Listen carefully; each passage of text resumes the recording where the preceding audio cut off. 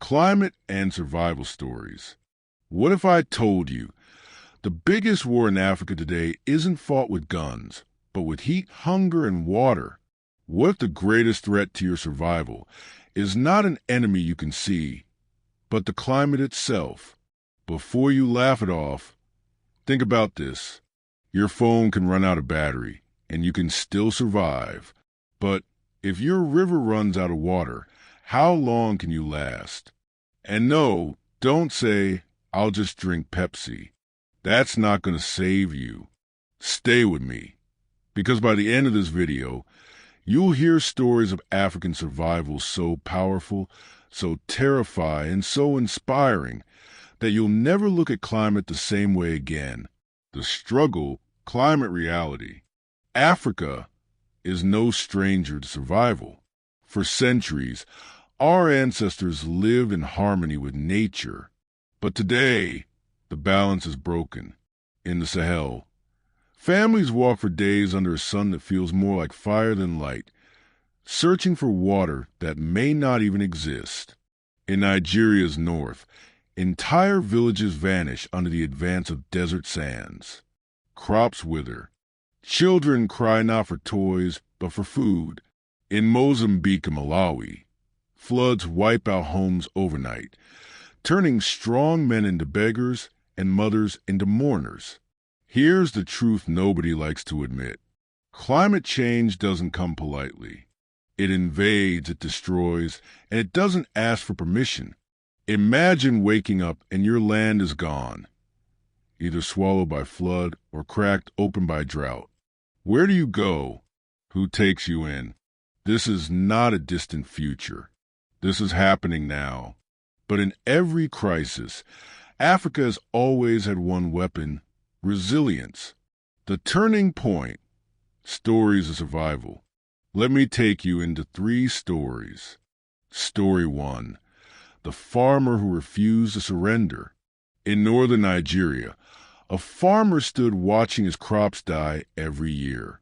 Drought had made his land worthless. But instead of giving up, he planted trees, yes, trees, in the desert. Slowly, the soil returned. Villages laughed at him in the beginning. Today, they call him the man who brought back the rain. Story 2. The village that outsmarted the flood. In Mozambique, a community built homes on stilts higher than the floods could reach. Every rainy season, while nearby villages drowned, they survived. Innovation, born not in laboratories, but in the hearts of ordinary people. Story 3. The girl who carried hope. In Kenya, a young girl walked 12 kilometers every day just to fetch water for her family. She dreamed of becoming a doctor, but survival was her full-time job. One day she asked, "If water is life, why is mine so far away?" That question sparked an NGO project that brought wells to her community. Today, she is in medical school. See, when Africans innovate, even Elon Musk would be jealous.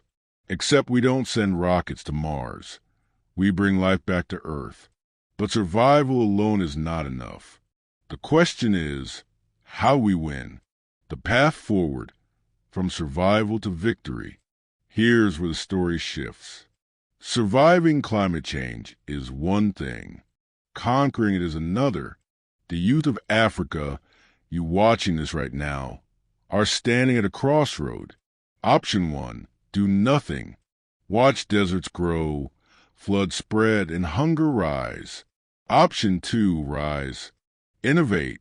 Lead. Because make no mistake, solar power in Nigeria can light up villages that the national grid forgot. Smart farming in Kenya can feed millions, not just thousands. Community action across West Africa can stop desertification in its tracks. If we fail, millions will be displaced. Wars over water will replace wars over politics. And survival will no longer be a story. It will be the only reality. But if we succeed, Africa will not only survive, It will lead the world in the fight against climate change. And here's the twist. The greatest survival story of Africa has not yet been written because it depends on you. So I ask you, will you be the one who only watches the storms or the one who builds a shelter? Will you complain about the heat or be the one who plants the tree that shades generations to come? The climate is not waiting, and neither should you. If these stories moved you, share this video. Tell someone today that Africa is not just a victim. It is a fighter, a survivor, and a future leader. Because when the history of climate and survival is told, I want your name, your story, your actions to be part of it. Because survival is not the end of the story. It's just the beginning.